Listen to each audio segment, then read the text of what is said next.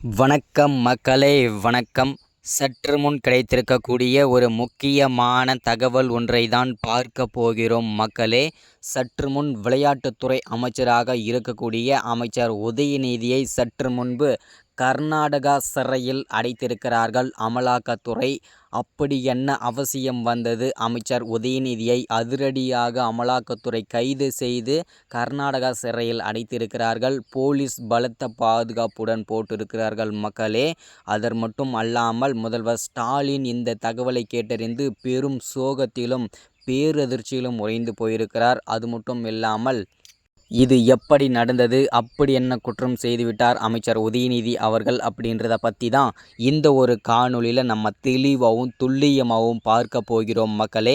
அதற்கு முன்பாக நமது அரசியல் நியூஸ் சேனலுக்கு நீங்கள் புதிய பார்வையாளராக இருப்பதற்கு வாய்ப்புகள் நிறையவே இருக்கிறது மக்களே. முடிஞ்ச அளவுக்கு மறக்காமல் எல்லாரும் நமது அரசியல் நியூஸ் சேனலை சப்ஸ்கிரைப் பண்ணி வச்சுக்கோங்க. மறக்காமல் லைக் பண்ணுங்கள், மறக்காமல் ஷேர் பண்ணுங்கள். வாங்க வீடியோக்குள்ளே போகலாம். சற்று முன்பு கிடைத்திருக்கக்கூடிய ஒரு முக்கியமான பரபரப்பான சோகமான தகவல் என்ன அப்படின்னு கேட்டிங்கனாக்கா, விளையாட்டுத்துறை அமைச்சராக இருக்கக்கூடிய அமைச்சர் உதயநிதி அவர்களை தற்போது அமலாக்கத்துறை அதிரடியாக கைது செய்து கர்நாடக சிறையில் அடைத்திருக்கிறதாகவும் தகவல் சில நொடிகளுக்கு முன்பு கிடைத்திருக்கிறது மக்களே.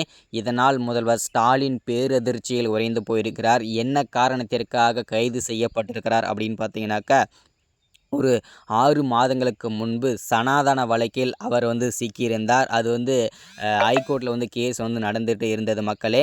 அதை தொடர்ந்து 30,000 கோடி ஊழல் வழக்கிலும் அதிரடியாக அமைச்சர் உதயநிதி சிக்கியிருந்தார் அமலாக்கத்துறையிடம் இருந்து.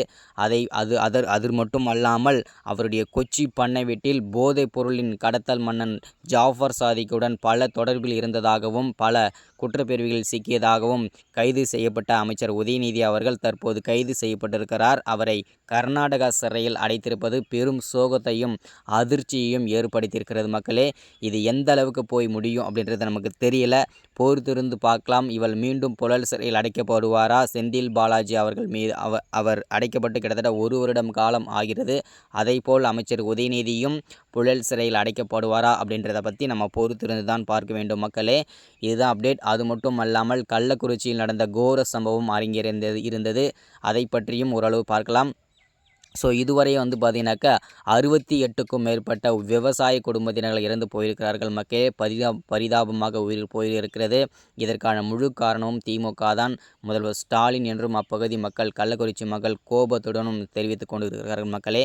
இதுதான் அப்டேட். இந்த மாதிரி அரசியல் பற்றின அப்டேட் தொடர்ச்சியாக உடனுக்குடனே வேணும்னா நமது அரசியல் நியூஸ் சேனலை சப்ஸ்கிரைப் பண்ணுங்கள், லைக் பண்ணுங்கள், ஷேர் பண்ணுங்கள்.